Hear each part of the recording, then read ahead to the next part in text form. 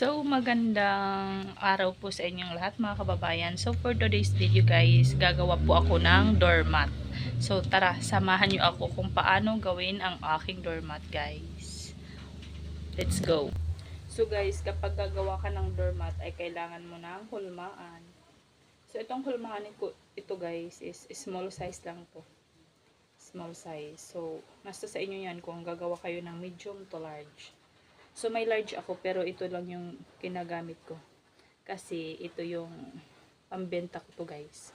So, tara, guys. Samahan nyo akong gawin ito. Itong retaso, guys, yung gagamitin ko. Tawag dito is string. String na tela. So, bubutasan natin dito. Tapos, ilalagay natin to sa frame. So, manood kayo, guys, kung paano ko to gagawin.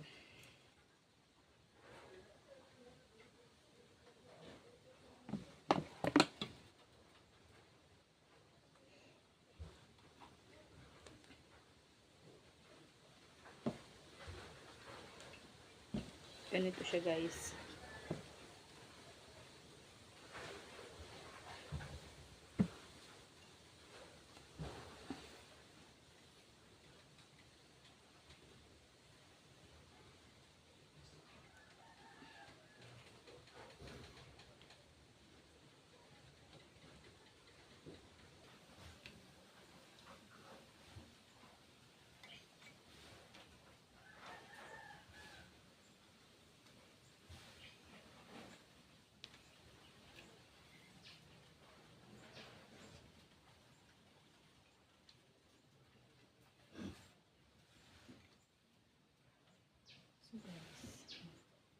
Ganito na siya guys, nalagyan na natin. Pero, apat na patong to kasi kaya puputulin natin. Tapos, ibang kulay yung ilalagay natin guys.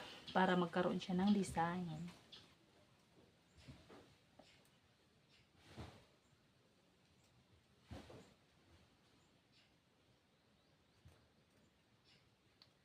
Yan yung design guys. So, ibang kulay naman yung ilalagay natin guys. Ano ba yan? Saan na ba ito yun?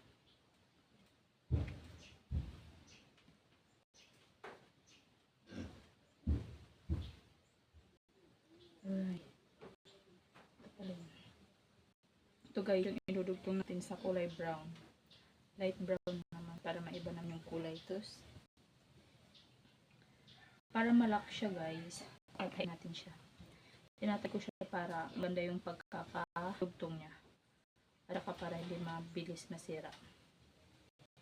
Madali masira. Pag dinugtong siya kasi nakali lang madali masira. So, kailangan natin siyang na very very light. Ganon. Sa mga walang trabaho dyan, na mga nanay, kagaya ko nasa bahay lang. Ako guys, perfecto pang-show. Pambenta ko to guys. Nasa bahay lang kasi ako, so wala akong ginagawa. So, para may kita, may income tayo guys. So, ang nagawa ko dito sa bahay, gumagawa ako ng doormat at saka pot holder guys. Ang init ng panahon. Sobrang init at burn off dito sa tayong electric fan guys. Grabing sakit. Doon tayo ng pawit. So ito guys, naano ko na nadugtong na siya. Lalagyan natin yung pangalawang ano natin sa tela. Pang-apat kasi ito guys. So mamaya papakita ko sa inyo pag natapos na. So ganito na siya guys. Pag natapos nalagyan yung ating frame. So apat na patong to siya guys. Ganyan na siya. Pagkatapos nito ay hahabiin natin guys. So tara, samahan nyo ako kung paano ito habiin. Ganito siya guys. At papakita ko sa inyo paano siya habiin.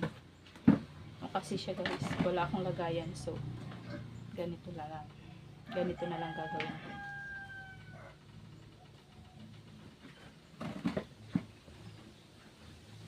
Ganito siya guys ha.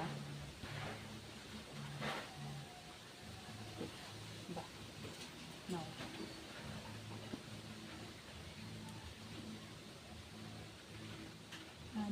talaga. Ito, linalagyan siya ng rubber band kasi pag hinabi na siya, hindi siya matatanggal. So, ganyan ang purpose niya, guys. Bakit siya linalagyan? Yung iba, ipit. O pang-ipit para hindi siya matanggal, guys. So, tara, samahan niyo akong habiin. So, first, ganito yung gagawin natin. Ito. Ibabama natin yung nasa gitna.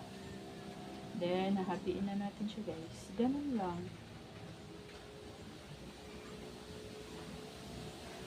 Ganun lang siya kadali.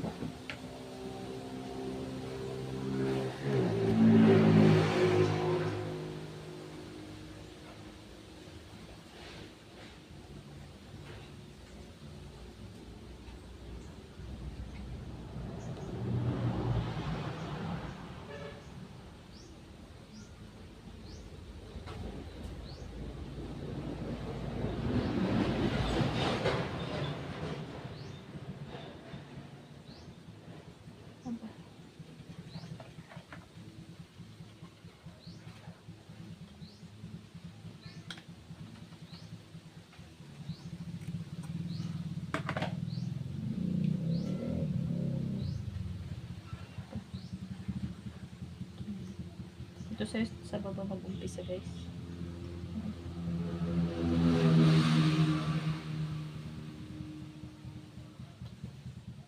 Ganun lang siya, guys. Ito sa habiin na natin. Ganito siya, guys.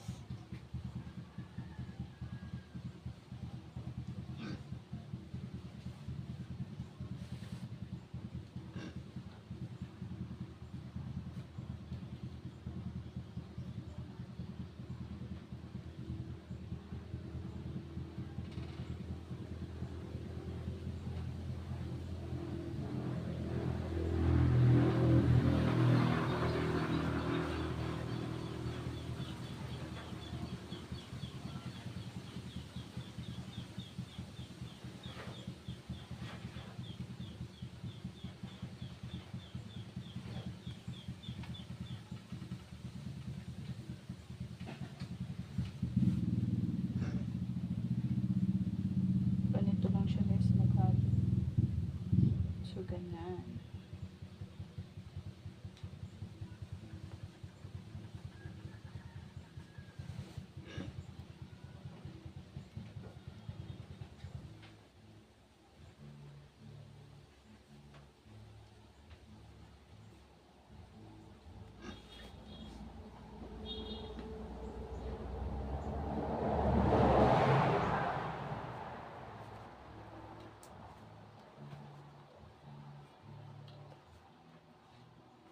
Ganyan siya, guys.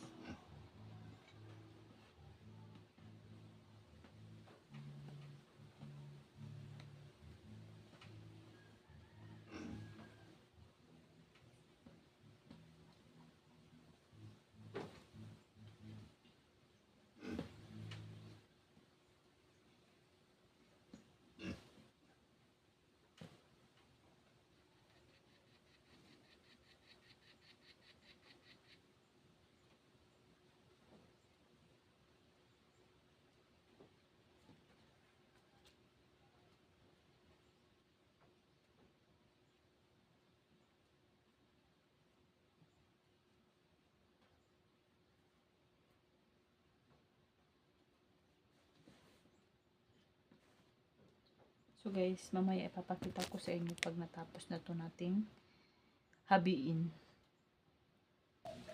So, guys, ganito na ang tsura niya. Hindi pa tapos, dalawa na lang. So, pakita ko sa inyo. Para makita nyo kung paano siya habiin. Ganito siya, guys. Tapos, ganito.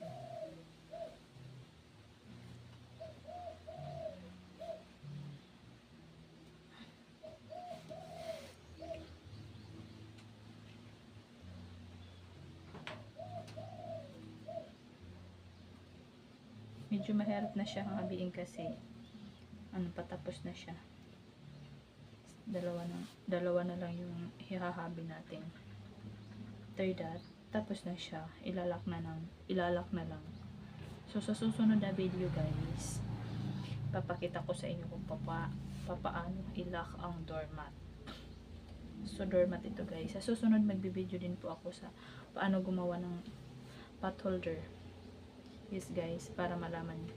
At para meron din kayong idea, or baka gusto nyo meron kayong pagkaabalahan sa inyong mga bahay. Para iwas din sa board. Ma-board kayo. At least hindi na kayo bored. At kumikita pa kayo kahit konti. At least konti. Kahit konti, at least may kita, di ba guys? Ganun. So, last na to guys. Last.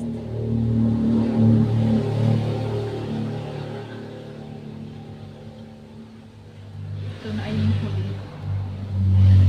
Guys. Diba? Ganito yung ginagawa. Para matapos na to.